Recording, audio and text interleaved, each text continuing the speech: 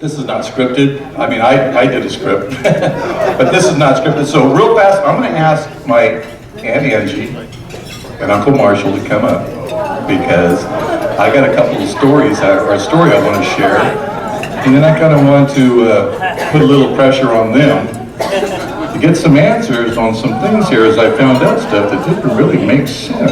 So I'm going to get that out on the table right now. I mean, they've been married for 50 years, so let's go ahead and figure out how we can get all this. Here, give them a round of applause to bring them up here. Okay.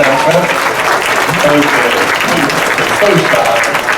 You know, when we put this together, I said, you know what, we should do a great video presentation and pictures and show them when they were growing up. And this one said, no way, I wouldn't be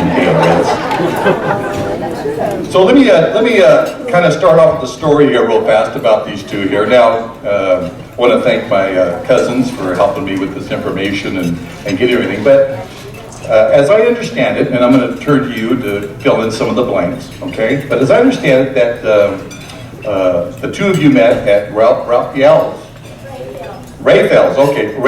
Prudhom's wedding. Now, you had gone, Marshall had gone with a couple of friends, Eddie Shavara,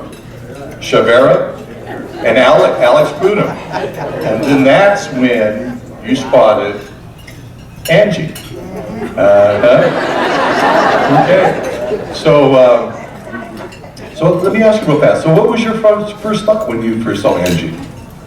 Oh, wow. Well, I sat down, school kid, big bed sitting there, and I turned around and I looked at this young, good-looking girl, thin girl there sitting. And she was sitting with her brother. The music was going good. And I said, I'm going to try it. So I waited and I kept looking and I took the nerve. I had a couple Bud Lights with me. Well, what else is there to drink, huh, when you're at a Mexican wedding? Go ahead. So I went and asked her, and she said yes. So we danced like this, and then we talked, and then I sat down because she was sitting next to her brother, brother Mike. Anyway, so I kept eyeballing, and then I went and asked her again. She said yes.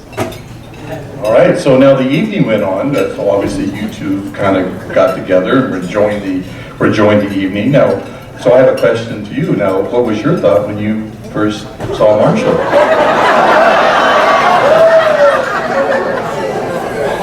The thing is, that night, I had my eyes on somebody else.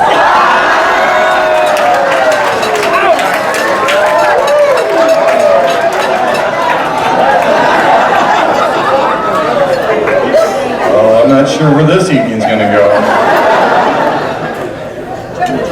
I should have never asked that question. So. All right, let's get back to the positive in here. Okay, so he asked you to dance, and you guys ended up talking and enjoying the evening. And of course, he asked the question, and you gave him your phone number.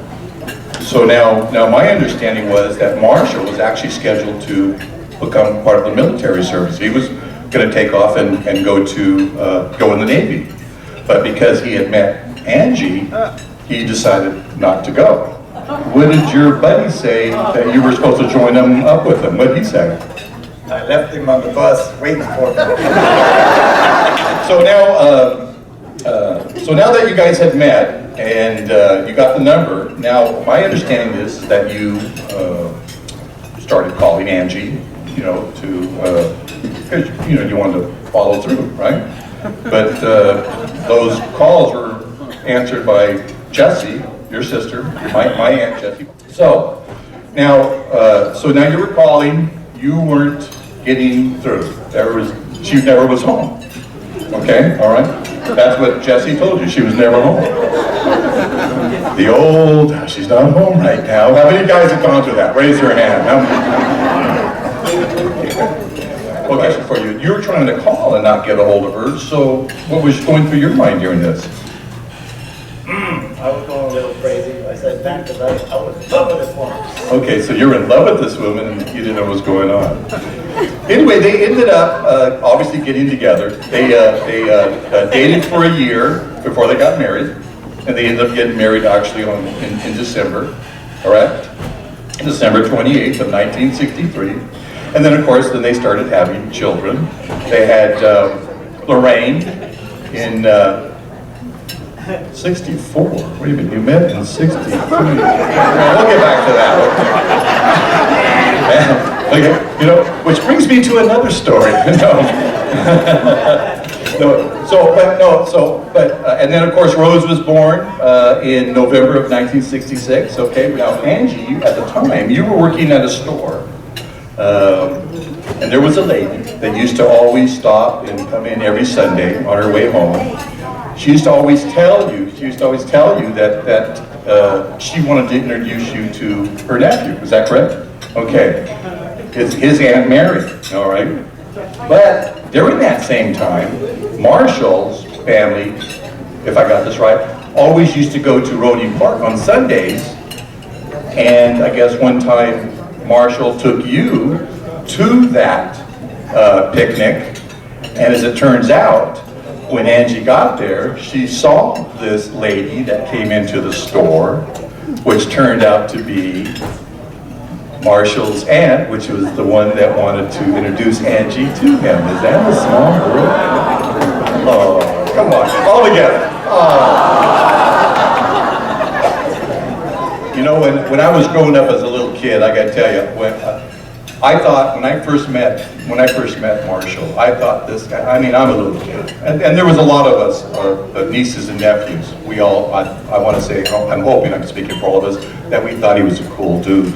And the reason we thought he was a cool dude is because when he wanted to take Angie out, Grandma and Grandpa, with her mom and dad, would not let them go by themselves. They had to take all the nieces and nephews. Fortunately for me, I fell in that crowd. So I thought this was the coolest thing. We get to go to the movies, the drive-in, and any time any of us kids wanted to go to the snack bar, I never met anyone so enthusiastic to give us money to go to the snack bar.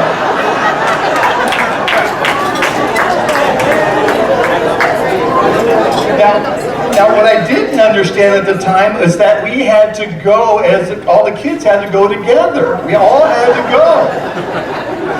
Which probably explains this reason here why Lorraine was born. Anyway, I want to thank everyone for allowing me to be part of this festivities. I'm going to bring up Lorraine, who is going to take over right now.